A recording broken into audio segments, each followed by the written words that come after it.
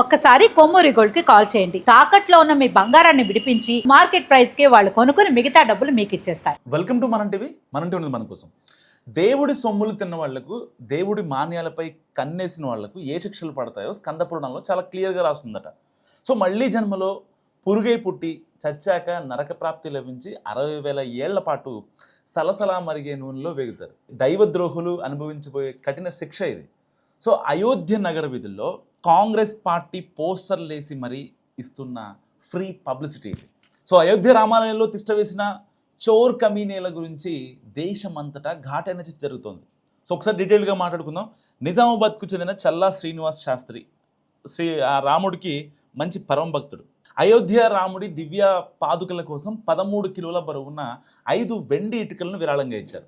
ఇవ్వడమే కాదు, ఇచ్చే ముందు వాటిని తలపై పెట్టుకొని 41 రోజుల పాటు రోజుకు 41 సార్లు అయోధ్య రామ మందిరం చుట్టూ దాదాపుగా 38 కిలోమీటర్లు ప్రదక్షిణలు చేశారు. సో అప్పట్లో ఆయన కలియుగ భరతుడన్న పేరు పెట్టి నేషనల్ మీడియాలో చాలా కథనాలు వచ్చాయి. శ్రీనివాస్ శాస్త్రి లాంటి భక్తగ్రేసరులు ప్రపంచవ్యాప్తంగా లక్షల్లో కోట్లలో ఉంటారు. తమకు తోచిన రీతిలో భక్తిపూర్వకంగా రాముడికి కానుకలు ఇచ్చుకుంటారు. కానీ ఆ కానుకలన్నీ రాముడికే చెందుతున్నాయా? మధ్యలో ఎవరన్నా మింగేస్తున్నారా? నిజామాబాద్ శ్రీనివాస్ శాస్త్రి ఇచ్చిన వెండి ఇటుకలు ఇప్పుడు ఎక్కడున్నట్టు? వెండి ఇటుకలు ఏంటి, బంగారు ఇటుకలనే మాయం చేశారట.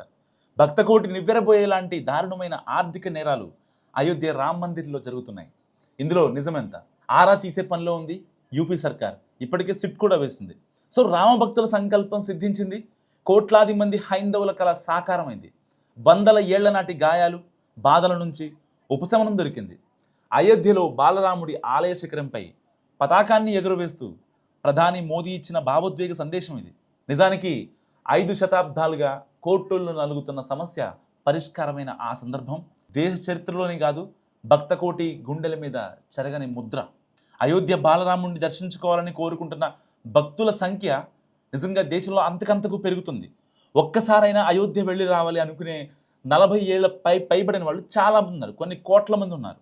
సో దేశవ్యాప్తంగా భక్తులు అయోధ్య రాముడిని దర్శించుకోవడానికి ఇప్పుడు బారులు తీరుతున్న పరిస్థితి. నిజంగా అయోధ్య బాలరాముడిని దర్శించుకోవాలని కోరుకుంటున్న భక్తుల సంఖ్య సో ఇటు గ్రామాల్లోనే కాదు, పట్టణాల్లోనే కాదు, అంతకంతకు పెరుగుతుంది. దేశవ్యాప్తంగా అయోధ్యకు భారీ సంఖ్యలో భక్తులు క్యూ గడుతున్నటువంటి నేపథ్యంలో ఇప్పుడు చెక్కుల రూపంలో 3,50,00,000 రూపాయలు వచ్చాయట. దాంట్లో చాలా మళ్ళీ అవకతవకలు ఉన్నాయి. అండ్ ప్రతిరోజు ఉదయం 6 గంటల నుంచి రాత్రి 10 గంటల వరకు బాలరాముడిని దర్శించుకునే అవకాశం అయితే ఉంది. మరి విదేశాల నుంచి కూడా ఈ ఆలయానికి భారీ సంఖ్యలో భక్తులు వస్తున్నారు. అది వాళ్ళు కూడా వాళ్ళ కరెన్సీ ప్రకారం, ఆ డినామినేషన్ ప్రకారం వాళ్ళు హుండీలో వేస్తుంటారు కానుకల్ని. మరి ఆ హుండీ ఆదాయం లెక్కింపు సీసీటీవీ కెమెరాల పర్యవేక్షణలో జరుగుతున్న ఇన్ని కోట్ల రూపాయల్లో ఎలా తేడా వస్తుంది? అయోధ్య బాలరాముడికి సంబంధించిన విశేషాలు సోషల్ మీడియా వేదిక తెగ వైరల్ అవుతున్నాయి. ఇప్పుడు బాలరాముడి దర్శన మార్గంలో మొత్తం 4 హుండీలను ఏర్పాటు చేశారు. చాలా పెద్ద పెద్ద హుండీలు. ఉదయం నుంచి రాత్రి వరకు ఎలాంటి విరామం లేకుండా భక్తులు బాలరాముడిని దర్శించుకునే అవకాశం అయితే ఉంది. ఇటు 2 తెలుగు రాష్ట్రాల నుంచి కూడా అయోధ్య రాముడిని దర్శించుకోవాలని భావిస్తున్న భక్తుల సంఖ్య అంతకంతకు పెరుగుతుంది. మరి ఇలాంటి నేపథ్యంలో బాలరాముడికి చెందుతున్నటువంటి హుండీ ద్వారా కానుకలు ఏవైతే ఉన్నాయో అవి పక్కదారి పడుతున్నాయనేది చాలా క్రిస్టల్ క్లియర్గా కనబడుతున్నటువంటి వాస్తవం. ఇంతమంది ఇన్ని కోట్ల రూపాయలు ఇస్తే అక్కడ ఎవరైతే హుండీ లెక్కింపుదారులు ఉంటారో వాళ్ళకి కేవలం 18,000 నుంచి 25,000 రూపాయల వరకు శాలరీ ఉంటుంది. సో మొత్తం చుట్టూ సీసీ కెమెరాలు ఉంటాయి, 24/7 సర్వేలెన్స్. మరి ఇలాంటి నేపథ్యంలో అసలు ఆ డబ్బులని ఎలా కాజేశారు, ఈవెన్ ఆ ఇటుకలను కూడా ఎలా మాయం చేశారనేది ఇప్పుడు దేశవ్యాప్తంగా ఒక కలకలం రేపుతున్నటువంటి అంశం. నిజంగా బాలరాముడి గుడి కట్టిన తర్వాత చాలామంది హ్యాపీగా ఫీల్ అయ్యారు. చాలామంది ఓకే, ఇంకా ఇన్నాళ్ల గొడవలు, ఇన్నాళ్ల విభేదాలు ఇప్పటితో డాట్ అయిపోయాయి, మొత్తం క్లోజ్ అయిపోయి ఎలాంటి ఇబ్బంది లేదనుకున్నారు. మరి ఇప్పుడు ఇంటి దొంగని ఈశ్వరుడైనా పట్టలేను అన్నట్టుగా అక్కడ పనిచేసే వాళ్ళే 18,000 రూపాయల నుంచి 25,000 రూపాయలకి పనిచేసే వాళ్ళే వాళ్ళ అకౌంట్లో కావచ్చు, వాళ్ళు కొన్ని కోట్ల రూపాయల భూముల్ని కొన్నారట. మరి వాళ్ళకి ఆ డబ్బులు ఎలా వచ్చాయి? అసలు అంటే ఈ విషయం ఎలా తెలిసింది? ఇది బయటకు వచ్చిందంటే సో ఎవరన్నా అంటే పర్టికులర్గా దాని మీద నిఘా పెట్టి ఉండాలి, లేదంటే కనుక టాలీ అవ్వకపోయి ఉండాలి.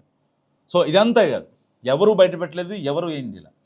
సరిగ్గా తెలుగు రాష్ట్రాలకు సంబంధించినటువంటి శ్రీనివాస్ శాస్త్రి అనే వ్యక్తి వెండి ఇటుకలను ఆ బాలరాముడికి కానుకగా వేశారు.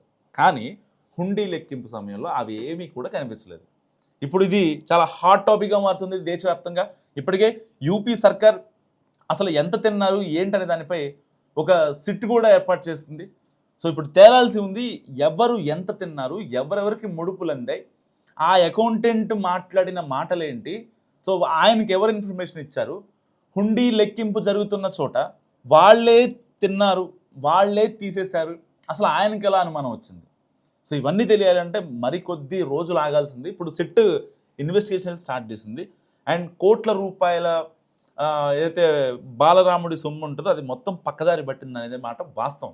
సో అసలు ఎవరు ఎక్స్పెక్ట్ చేయని విధంగా బాలరాముడి హుండీ దోచేస్తున్నారు, అక్రమార్కులు కన్నేశారు అనేది బయటికి రావడమే ఇప్పుడు చాలా హాట్ టాపిక్గా మారింది. మరి మీరేమనుకుంటున్నారు ఈ వీడియో గురించి? మస్తు కామెంట్ చేయండి.